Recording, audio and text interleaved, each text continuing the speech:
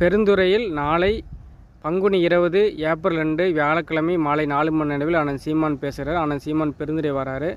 மஞ்சள் மாநகரமாக இருந்த ஈரோடு கேன்சர் மாநகரமாக மாறிச்சு. அதில் பெருந்துறை சிப்கட்டால் சுற்றி இருக்கிற 26 கிலோமீட்டருக்கு நிலம், நீர், காற்று மாசுபடுத்தப்பட்டு வாழவே தகுதி இல்லாதனால கேன்சரில் அதிகமாக பாதிக்கப்பட்ட ஆளாக மாறிச்சு. முழு முதற் காரணம் திராவிட கட்சியில் தான். பெருமிடம் பணத்தை வாங்கிட்டு யார் வேணாலும் வரலாம், இது என்ன வேணாலும் பண்ணலாம், நிலத்தை நீரை நஞ்சு நீரை காற்று இதில் விட்டுடலாம், கந்தகமிழத்தை மேலே விட்டுடலாம், என்னென்னமோ பண்ணலாம்னு சொல்லிட்டு அனுமதி கொடுத்து பணத்தை வாங்கி நாட்டை இந்த வாழவே முடியாத நகரமாக அது ஆக்கி விட்டான்.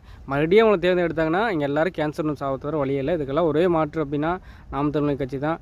நிலம் வளம் சார்ந்த நிலம் சார்ந்த தொழிற்சாலை மட்டும்தான் அமைக்கப்படும். வேறு எந்த தொழிற்சாலை இங்கே இடமில்லை என்று தொடர்ந்து கொள்கைகளாக வாக்குறுதிகளாக வரைபாட்டு அறிக்கையாக தொடர்ந்து முன் வச்சுட்டுக்கிறோம். அதனால் விவசாய சின்னம் நாம் தமிழர் கட்சி மட்டும்தான் இதுக்கு மாற்று. ஆனால் சீமான் நாளைக்கு பெருந்துறை வரார். அது சமயம் அவருக்கு பெரும் கூட்டத்துக்கு அமைச்சு நம்மளோட வலிமையை காமிப்போம். அப்போ தான் இங்கே ஏதாவது மாறும்.